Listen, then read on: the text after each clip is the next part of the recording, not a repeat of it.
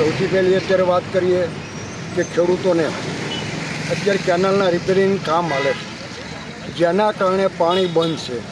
જે ખેડૂતોને કપાસ ઉગાડવાનો એ ઉગાડી શકતા નથી.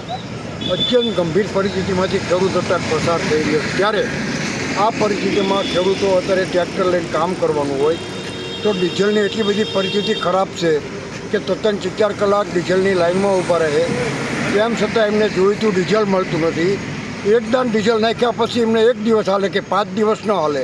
ઉપરથી એવું કહેવામાં આવે છે કે ક્યાંય પણ ડીઝલનો સ્ટોક એટલો પૂરતો છે, ક્યાંય તકલીફ નથી.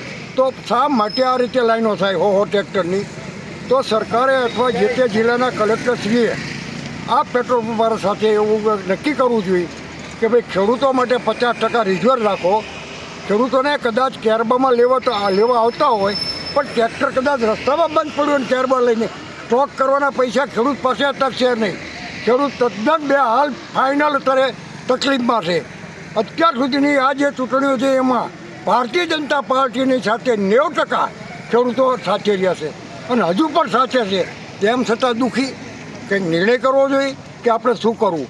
કારણ કે ખેડૂતોની પરિસ્થિતિ બેહાલ છે. ખેડૂતો કામ કરી શકે એ પરિસ્થિતિ નથી. ડીઝલ નાખ્યા વગર ખેતી થાય એવું નથી. ચોમાસું નજીક આવી ગયું છે. 15-20 દિવસમાં વરસાદ થાય તો ખેતી ન થાય તો શું કરે? એટલે આના માટે કંઈક નિર્ણય કરવો જોઈએ કે પેટ્રોલ પંપ ઉપર બાજાબાજી થતી હોય તો બીજા બધાને બંધ કરી દેવા જોઈએ. ફક્ત ટ્રેક્ટરવાળા અને ટ્રેક્ટર ક્યાંક રસ્તામાં પડ્યો કેરબા લઈને આવે તો એવું કહેવામાં આવે કે સ્ટોક કરે, પણ સ્ટોકના પૈસા જ ખેડૂત પાસે નથી કે તે સ્ટોક કરે. રસ્તામાં પડ્યો જ કેરબો લઈને આવ્યો હોય. એટલે આ બધી પરિસ્થિતિ જોવી જોઈએ. કારણ કે અત્યંત ગંભીર પરિસ્થિતિમાં પસાર થઈ રહ્યો છે. મેં કીધું કે ભારતીય જનતા પાર્ટી સાથે ખેડૂતો જોડાયેલા છે. તેમ છતાં દુઃખ ભોગવવાનું કારણ શું છે? તો આ વિચારવું જોઈએ જિલ્લા લેવલે. કદાચ ગુજરાત લેવલનો પ્રશ્ન એમનો જે હોય, પણ સુરેન્દ્રનગરની પરિસ્થિતિ અત્યંત ગંભીર છે.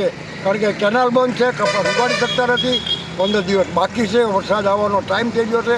ખેતી થઈ શકતી નથી. આના માટે આ રાજ્ય સરકાર આ જિલ્લા કલેક્ટરોને સૂચના આપે કે ભાઈ ખેડૂતો માટે કંઈક રિઝર્વ રાખો. આ બાબત છે ને અત્યંત ગંભીર છે. એવી વિચારણા કરે એવું મારું માનવું છે.